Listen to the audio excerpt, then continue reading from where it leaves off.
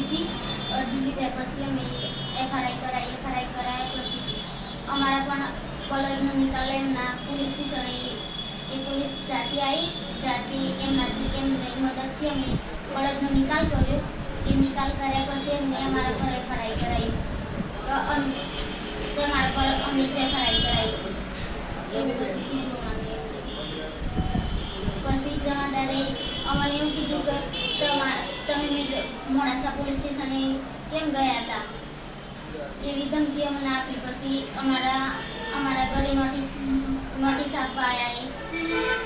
Notice આપ્યા પછી 2 વાર નોટિસ આપ્યા પછી અમે હાજર થયા નીકળી પોલીસ સ્ટેશને। તો પછી નીકળી પોલીસ સ્ટેશને એક વાર હાજર થયા પછી તેમને અમને બહાર બેસાડી રાખ્યા। પછી અમારા જોડે આધાર કાર્ડ માંગ્યા પછી તેમને અમને અંદર બોલાયા।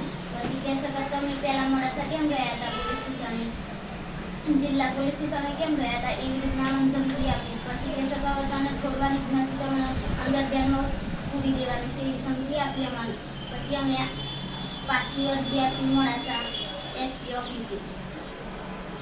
ત્યાર પછી અમને ફસાવાનો ધંધો કર્યો અને હજુ એવું કહેશે કે તમને હજુ અમે બીજી અરજીમાં પણ તમને ફસાવી દઈશું અને ખોટી ગાળો બોલી।